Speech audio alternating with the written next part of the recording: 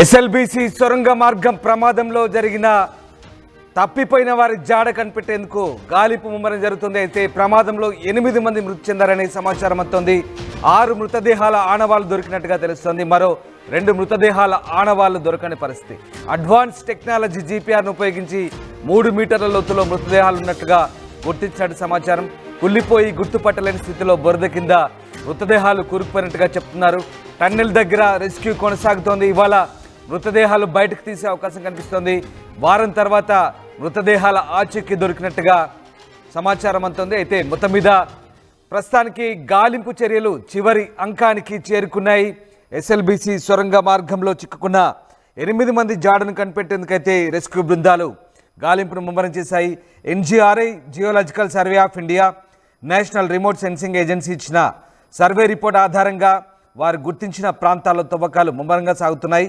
ఈ ప్రాంతంలో సొరంగ మార్గంలో ఉన్న మట్టి, రాళ్ళు, ఇతర లోహాలకు భిన్నంగా సుమారు 3 నుంచి 5 మీటర్ల లోపల మెత్తని పొరలు ఉన్నట్లుగా గుర్తించినట్టు తెలుస్తోంది. ఆ ప్రాంతాల్లో తవ్వితే కానీ ఏంటో తెలియని పరిస్థితి ఉన్నట్టుగా చెప్తున్నారు. ఇక నీటి ఊట అధికంగా ఉండడంతో నిపుణులు సూచించిన లోతు వరకు మట్టిని తోడలేకపోతున్నారు.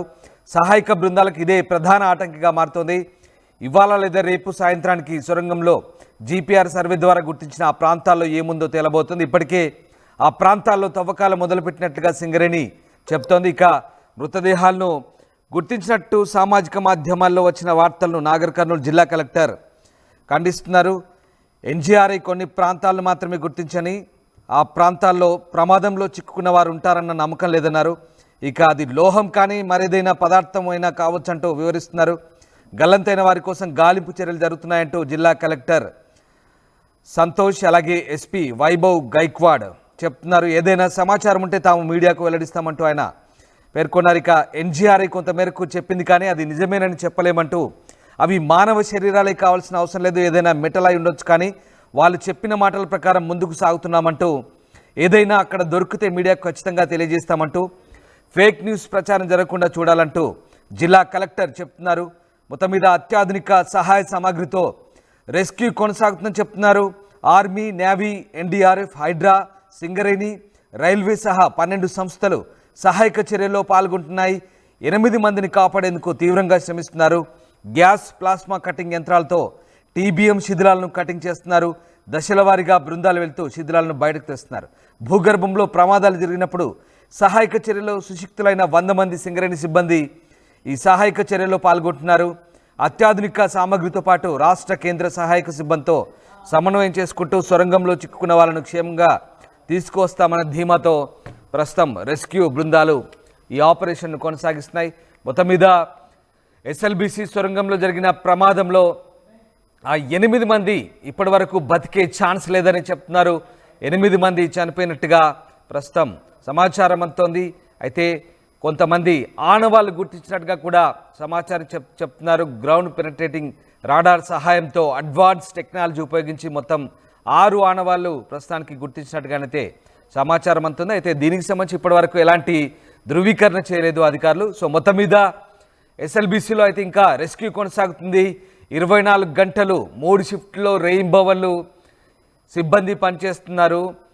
ఎప్పటికప్పుడు అక్కడ ఊడుతున్నటువంటి నీటి ఊటను, బురదను, అలాగే ఆ టీబీఎం మిషన్ శిథిలాలను తొలగిస్తూ రెస్క్యూ ఆపరేషన్లో ముందుకు వెళ్తున్న పరిస్థితి కనబడతా ఉంది. రైట్, మా కొలీగ్ సచిన్ జైన్ అవుతున్నారు ఎస్ఎల్బీసీ ప్రమాద స్థలం నుంచి. సచిన్, ఇప్పటి వరకు రెస్క్యూ ఆపరేషన్ ఎలా కొనసాగుతుంది?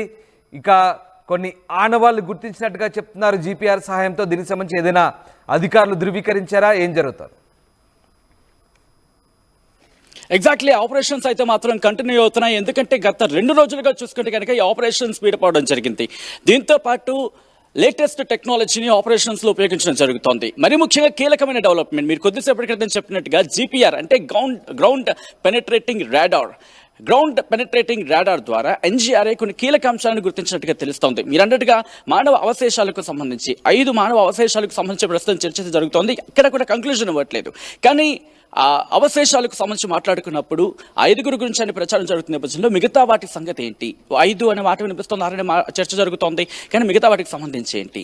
అయితే ఇక్కడ ఇంకొక చర్చ కూడా జోరందుకుంటోంది రామ్దాస్. మరి ముఖ్యంగా ఈ అవశేషాలు ఏవైతే గుర్తించారో అవశేషాలకు సంబంధించి మాట్లాడుకున్నప్పుడు హ్యూమన్ అంటే మానవ అవశేషాలు అంటే ఒక చర్చ జరుగుతూ ఉంటే అక్కడ ఉన్న మెటల్స్కి సంబంధించి ఆ మెటల్స్కి భిన్నంగా ఉన్నాయి. అంటే హెవీ మెటల్స్ కాదు, అవి లైటర్ మెటల్స్ కావచ్చు, లేకపోతే వుడెన్ అంటే చెక్క వస్తువులు కావచ్చు, లేకపోతే మరేమైనా వస్తువులు కావచ్చు అంటూ కూడా ఇటు NGRI నిపుణులు చెప్తున్నట్టుగా తెలుస్తోంది. సో ఇటువంటి సినారియోలో ఒకవేళ కనుక మానవ అవశేషాలు కాకపోతే ఇంకా అసలు సజీవంగానే ఉన్నాయి అనుకున్న ఎటువంటి అతిశయోక్తి లేదు. కానీ ఆశలు మాత్రం సన్నగిలుతున్నాయి. ఎందుకంటే జరుగుతున్న ఆపరేషన్స్ చూస్తూ ఉంటే, ఆ స్పీడప్ చూస్తూ ఉంటే, మరి ముఖ్యంగా అక్కడ కలుగుతున్న ఆటంకాలు చూస్తూ ఉంటే మాత్రం ఇదే మాట వినిపిస్తోంది. ఎందుకంటే ఈ ఘటన ప్రస్తుతం ఆ లొకేషన్ ఎక్కడిది గుర్తించారంటే దాదాపుగా 13.500 మీటర్ల నుంచి ఇంకొక 80 నుంచి 100 మీటర్లు అంటే దాదాపుగా ఎడ్జ్ పాయింట్ అంటూ ఉంటాం కదా, ఎక్కడైతే ఆపరేషన్కి సంబంధించి అక్కడ 80 నుంచి 100 మీటర్ల ఈ గ్యాప్లోని ఈ అవశేషాలను గుర్తించినట్టుగా తెలుస్తోంది. సో ఇక్కడ దాదాపుగా మీరు అన్నట్టుగా 2 నుంచి 3 మీటర్లు, కొన్ని సందర్భం అయితే 5-6 మీటర్ల లోపల కూడా ఈ అవశేషాలు ఉన్నాయనేది ఇక్కడ అందుతున్న సమాచారం. సో ఇటువంటి సినారియోలో ఈ ఆపరేషన్ కంటిన్యూ అయితే కనుక ర్యాట్ హోల్ మైనింగ్కి సంబంధించిన వాళ్ళు కావచ్చు, దాంతోపాటు 13 వివిధ రంగాలకు చెందిన ఇన్ఫాక్ట్ వివిధ డిపార్ట్మెంట్ చెందిన వాళ్ళు కూడా ఆపరేషన్స్లో ఉన్నారు. అది NDRF కావచ్చు, SDRF కావచ్చు. ఇలా దీంతో పాటు ఒక ఇంట్రెస్టింగ్ అంశం నేను మీకు చూపించే ప్రయత్నం చేస్తాను. సో దట్ నేను అక్కడ లొకేషన్కి వెళ్ళే ప్రయత్నం చేస్తాను. సో దట్ నేను వెహికల్లో మూవ్ అయ్యే ప్రయత్నం చేస్తాను. సో దట్ మనం అక్కడికి వెళ్ళి నేను మీకు చూపించబోతున్నాను. ఇప్పటికైతే మాత్రం ఆపరేషన్ స్పీడప్ చేయడం జరిగింది. ఐ రిక్వెస్ట్ విజయ్ కాస్త ఫాస్ట్గా వచ్చే ప్రయత్నం చేయండి. సో వెళ్ళి మీకు చూపించే ప్రయత్నం చేస్తాను. ఎందుకంటే ఏం జరగబోతుంది అనేది ఇక్కడ ఆపరేషన్కి సంబంధించి కాస్త ఇంట్రెస్టింగ్గా మారుతుంది. సో ఈ సినారియోలో ఎందుకంటే మార్నింగ్ నుంచి మనం చూసుకుంటే కనుక మరి ముఖ్యంగా గత 2 days నుంచి కూడా ఈ ఆపరేషన్కి సంబంధించి స్పీడప్ అవుతోంది. సో ఇటువంటి సినారియోలో ఇక్కడ ఎటువంటి సినారియో ఉంది అనేది ఒకసారి మనం మాట్లాడుకునే ప్రయత్నం చేస్తున్నాం రామ్దాస్. మరి ముఖ్యంగా మరికొద్దిసేపట్లోనే ఎందుకంటే ఈ ఘటనకు సంబంధించి ఏం జరుగుతోంది అనేది అనుమానాలు ఉన్నాయి. దాంతోపాటు మరికొన్ని అంశాలకు సంబంధించి సో ఒకసారి డోర్ క్లోజ్ చేసే ప్రయత్నం చేద్దాం. సో ఇక్కడి నుంచి మూవ్ అయ్యే ప్రయత్నం చేద్దాం. ఎందుకంటే అంబులెన్సెస్ రెడీ అవుతున్నాయి. ఏ సంఖ్యలో అంబులెన్సెస్ ఉన్నాయనేది నేను మీకు చూపించే ప్రయత్నం చేయబోతున్నాను. అది ఆ సిచ్యువేషన్ చూస్తూ ఉంటే కనుక కాస్త ఆందోళన కలిగిస్తోంది. బట్ అవి అంబులెన్సెస్ కావడం మాత్రం హోప్స్ అని చెప్పుకోవాలి. బట్ అక్కడికి వెళ్ళబోతున్నాం ఎందుకంటే హెలీప్యాడ్ దగ్గర అంబులెన్సెస్ని రెడీ చేశారు. అంటే అర్థం చేసుకోవచ్చు సిచ్యువేషన్కి సంబంధించి. మరి కాసేపట్లో నేను ఆ లొకేషన్కి మిమ్మల్ని తీసుకువెళ్ళి అక్కడ ఆ లొకేషన్ చూపించబోతున్నాను. ఇప్పుడు మనం వెళుతోంది ఎగ్జాక్ట్గా మీడియాకు ఒక పాయింట్ ఇవ్వడం జరిగింది. అక్కడి నుంచి కొద్ది మీటర్లు కాదు, ఇన్ఫ్యాక్ట్ ఒక కిలోమీటర్ సుమారుగా 1 కిలోమీటర్ దూరంలోని హెలీప్యాడ్ని కూడా అక్కడ ఏర్పాటు చేయడం జరిగింది. అయితే అంబులెన్సెస్ కూడా అక్కడ ఏర్పాటు చేయడం జరిగింది. సో ఆ అంబులెన్సెస్ ఆ హెలీప్యాడ్ దగ్గర ఏర్పాటు చేయడం అనేది ఇప్పుడు ఆసక్తికరంగా మారుతోంది. ఎందుకంటే సాధారణంగా మనం ఎక్కడైతే నేను లైవ్ ఇవ్వడం ప్రారంభించానో అక్కడైతే ఉండుంటే కనుక దీనికి సంబంధించి ఒకవేళ ఆశలు ఏమైనా ఉన్నాయా అనే అంశానికి సంబంధించి మాట్లాడుకుంది. కానీ ఇప్పుడు మనం వెళ్ళిపోతున్న కాస్త ముందుకు వెళ్ళే స్ట్రైట్కి వెళ్ళే ప్రయత్నించండి. సో వెళ్తున్నా ఒకసారి మీరు చూడొచ్చు. ఈ లొకేషన్ ఎక్కడ చూసినా కూడా దాదాపుగా ఆపరేషన్కి సంబంధించేది NDRF కావచ్చు, SDRF కావచ్చు, సింగరేణి కావచ్చు, దాంతోపాటు వివిధ డిపార్ట్మెంట్స్ కావచ్చు, అంటే వివిధ రంగాలకు చెందిన ఎక్స్పర్ట్స్ కావచ్చు, వాళ్ళందరూ దాదాపుగా 600 మంది లెఫ్ట్ ఇక్కడ మనం వెళ్ళొచ్చు. ఇక్కడ నుంచి కొంచెం ముందుకు వెళ్ళండి. సో మనం వెళ్ళే చూపించే ప్రయత్నం చేస్తున్నాం. ఎందుకంటే కనుక మనం ఉన్న ప్లేస్ మీరు చూసారు. అట్ ద సేమ్ టైం ఇప్పుడు మనం చూస్తున్న ప్లేస్ ఒక్కసారి మీరు చూడొచ్చు. ఓకే, సో మనం రావడం జరిగింది. ఒకసారి నేను దిగే ప్రయత్నం చేస్తున్నాను. ఒకసారి మీరు చూస్తే కనుక ఆపరేషన్కి సంబంధించి ఎటువంటి స్పీడప్ జరుగుతోంది, ఎటువంటి ఆపరేషన్స్ జరుగుతున్నాయి అనేది నేను మీకు చూపించబోతున్నాను రామ్దాస్. ఇప్పుడు ఒక్కసారి సిచ్యువేషన్కి సంబంధించి ఎటువంటి సినారియో ఉందో నేను మీకు చూపించబోతున్నాను. ఇది ఎగ్జాక్ట్గా హెలీప్యాడ్కి సంబంధించి లొకేషన్. ఇక్కడ హెలీప్యాడ్ దిగబోతోంది. కానీ ఈ పక్కనే మీరు చూస్తే కనుక అంబులెన్సెస్ రెడీగా ఉన్నాయి. ఈ పక్కన అంబులెన్సెస్ రెడీగా ఉన్న సిచ్యువేషన్ మీరు చూడొచ్చు. అట్ ద సేమ్ టైం ఫైర్కి సంబంధించి కూడా అగ్నిమాపక సిబ్బందికి సంబంధించి అనుకుంటే ఓకే. బట్ ఈ అంబులెన్సెస్కి సంబంధించి ఇక్కడే ఉండడం, దాంతోపాటు పార్థివ వాహనాలు మీరు చూస్తే కనుక ఒక్కసారి విజయ్ మీరు క్లోజ్లోకి వచ్చే ప్రయత్నం చేయండి. ఇది పార్థివ వాహనం, ఇది కూడా పార్థివ వాహనం, అలాగే మూడోది కూడా పార్థివ వాహనం. సో ఇవి కాస్త అనుమానాలకు బలం చేకూరుస్తున్నాయి. ఆశలు ఏమైనా సన్నగిలాయా అనే క్వశ్చన్స్ రైజ్ చేస్తున్నాయి. మీరన్నట్టుగా ఎన్సీఆర్ఏ ఇచ్చిన ఇన్ఫర్మేషన్కి సంబంధించి కనుక ఎగ్జాక్ట్గా అదే కారణం అయ్యి ఉంటే కనుక, అంటే అక్కడ కనుక మానవ అవశేషాలకు సంబంధించి, బట్ ఇంకో వర్షన్ కూడా వినిపిస్తోంది. అదేంటి, అవి మానవ అవశేషాలు కాకపోవచ్చు, మరి ముఖ్యంగా అది ఆ లైటర్ మెటల్స్ అయి ఉండొచ్చు. ఎందుకంటే అక్కడ ఆపరేషన్కి ఎందుకంటే ఆ ప్రతికూల వాతావరణం ఎక్కువ ఉంది. ఇన్ఫ్యాక్ట్ ఎక్స్పర్ట్స్ కూడా అదే చెప్తున్నారు. నీటి ఓట గురించి మాట్లాడుకున్నప్పుడు, ఎందుకంటే నీటి ఓట ఇక్కడ కాస్త తగ్గింది గత 2 రోజులతో పోల్చుకుంటే కనుక. సో ఓకే సో ఒక్కసారి మీరు చూడొచ్చు, అంబులెన్స్కి సంబంధించి హెలిప్యాడ్, ఇదే హెలిప్యాడ్ రామ్దాస్. ఇక్కడే హెలికాప్టర్ ల్యాండ్ కాబోతోంది. ఆ పక్కనే ఏర్పాటు చేశారు ఈ అంబులెన్సెస్ని. సో ఇక్కడ ఆశలు సన్నగిరుతున్న అనే అంశానికి సంబంధించి మాత్రం బహుశా ఇబ్బందికర వాతావరణంగానే భావించవచ్చు. బట్ హోప్స్ మాత్రం ఇంకా ఉన్నాయని చెప్పుకోవాలి. ఎందుకంటే ఆ ఇద్దరు గురించే ఎక్కడ ఉన్నారు అంటే TBM గ్రాఫికల్ ప్రెజెంటేషన్ మొత్తం మీద మనం చూస్తున్న దృశ్యాలు అంబులెన్సులు పూర్తి స్థాయిలో సిద్ధంగా ఉన్నాయి. మనకు అక్కడ ఆ దృశ్యాలు చూస్తే అర్థమవుతుంది. అక్కడ కలెక్టర్ సంతోష్ బదావత్ కూడా దీనికి సంబంధించి ఎప్పటికప్పుడు రెస్క్యూ ఆపరేషన్ కొనసాగుతున్నట్టుగా చెప్తున్నారు. దాదాపు 12 విభాగాలు అంటే 12 డిపార్ట్మెంట్లకు చెందిన 600 మంది సిబ్బంది 3 షిఫ్ట్లు పనిచేస్తున్న దృశ్యాలు మనకు అక్కడ దాన్ని బట్టి అర్థమవుతున్నాయి. ఎక్కడికక్కడ పూర్తి స్థాయిలో సహాయక చర్యలో నిమగ్నం ఉన్న పరిస్థితి కనబడతా ఉంది. రైట్, అంటే మొత్తం మీద ఇప్పటివరకైతే ఆశలు అయితే అడుగంటుతున్నాయి. ఇక లోపల ఉన్నవారి ఆచూకీ కనిపెట్టే వరకు కూడా పూర్తి స్థాయిలో ఏ విషయాన్ని ధృవీకరించే పరిస్థితిలో అధికారులు కూడా లేదు. రాష్ట్ర ప్రభుత్వం కూడా ఇప్పటి వరకు ఎలాంటి ప్రకటించిన సిచ్యువేషన్ అయితే మనకు కనబడుతుంది. ఒకసారి ఎస్ఎల్బిసి దగ్గర ఉన్నటువంటి సిచ్యువేషన్ మనం లైవ్ ద్వారా చూసే ప్రయత్నం చేస్తున్నాం. ప్రస్తుతానికైతే గ్రౌండ్ పెనట్రేటింగ్ రాడార్ ఉపయోగించి కొన్ని ఆనవాళ్ళు గుర్తించినట్టుగా చెప్తున్నారు. అయితే ఆ ఆనవాళ్ళు ఏదైనా లోహాలకు సంబంధించిన లేదా ఏదైనా మనుషులకు సంబంధించిన ఆనవాళ్ళు అనే అంశానికి సంబంధించి అయితే ప్రస్తుతానికి ఎలాంటి ధృవీకరణ అయితే లేదు. అయితే ప్రస్తుతానికి టన్నెల్ దగ్గర పూర్తి స్థాయి సహాయక చర్యలు అయితే కొనసాగుతున్నాయి.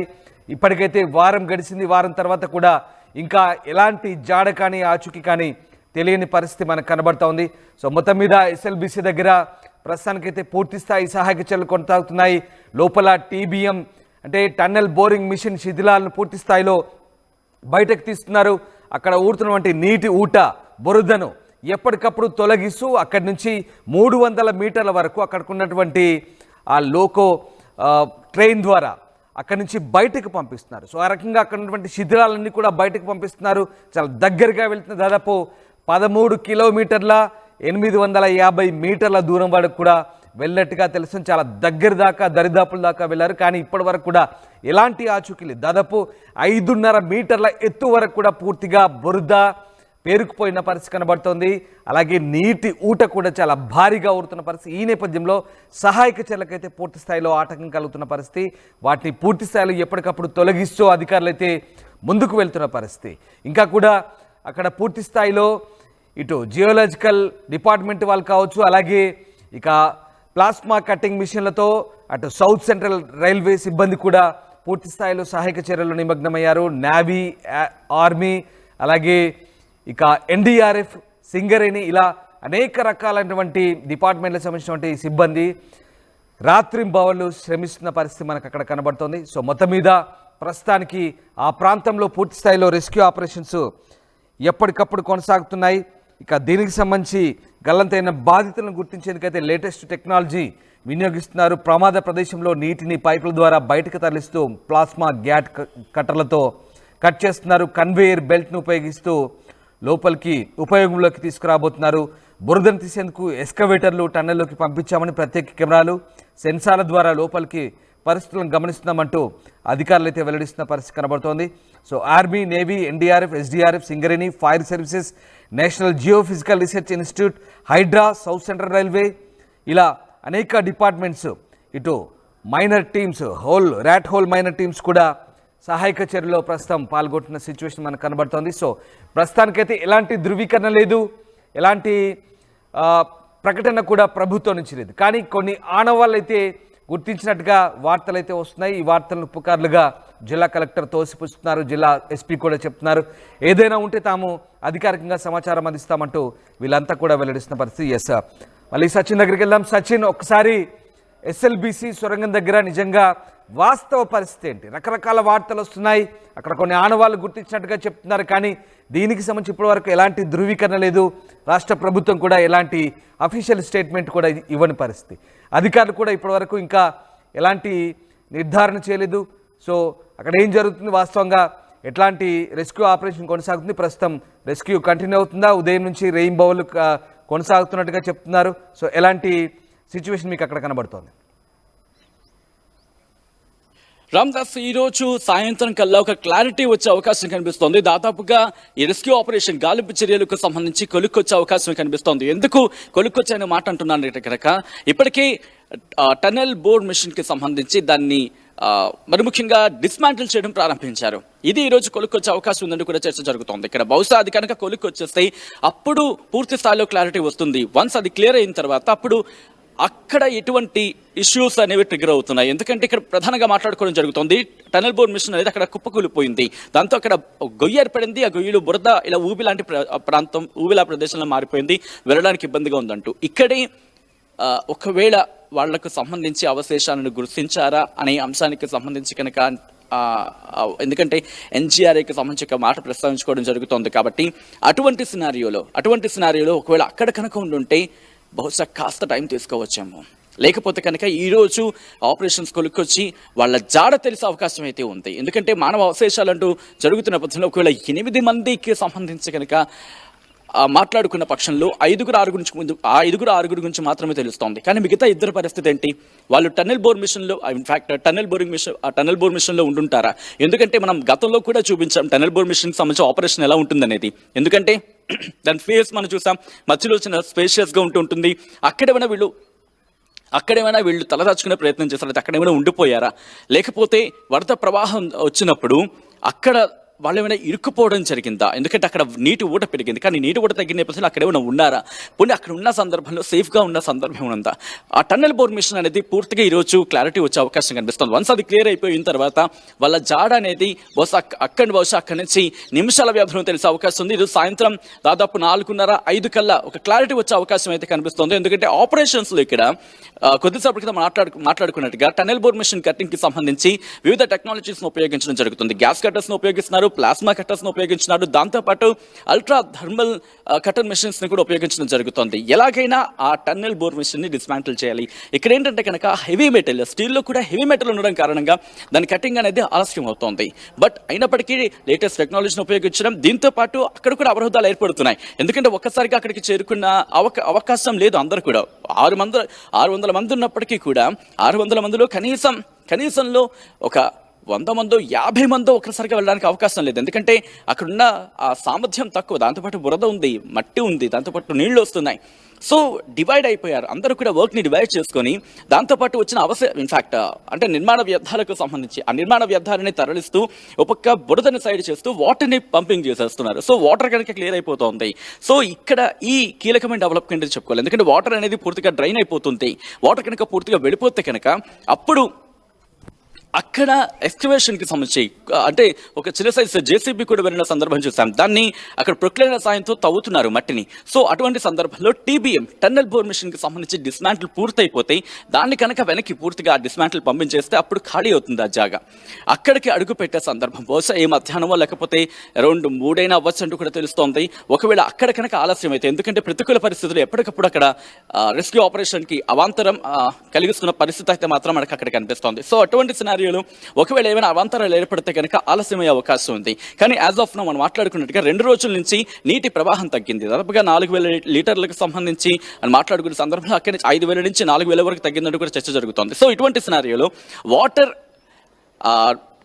అంటే ఇన్ఫాక్ట్ వాటర్కి సంబంధించి వాటర్ ప్రవాహం కనుక తగ్గితే ఆటోమేటిక్గా ఆపరేషన్ అనేది జోరందుకుంటుంది. సో దీంతో పాటు టీమ్స్ పెరుగుతున్నాయి. ఇక్కడ సింగరేణి కావచ్చు, దాంతోపాటు NDRF, SDRFతో పాటు వివిధ బృందాలు ఇప్పటికే వర్క్ని సెగ్రిగేట్ చేసుకుని ముందుకు వెళ్తున్న పరిస్థితి. కాబట్టి ఈరోజు మధ్యాహ్నానికి ఒక స్థాయిలో క్లారిటీ రావచ్చు. లేని పక్షంలో సాయంత్రం కింద క్లారిటీ వచ్చే అవకాశం కనిపిస్తుంది. రెస్క్యూ ఆపరేషన్స్ మాత్రం స్పీడప్ అవడం జరిగింది. కాస్త NGRA కావచ్చు, ఇవి కూడా అక్కడ సపోర్ట్ ఇస్తున్న సిచ్యువేషన్ ఉంది. కాబట్టి రంగంలోకి దిగిన తర్వాత లేటెస్ట్ టెక్నాలజీతో వాటిని పరిశీలించడం జరుగుతుంది. మరి ముఖ్యంగా రామ్దాస్ మనకు కొద్దిసేపటి క్రితం మాట్లాడుకున్నట్టుగా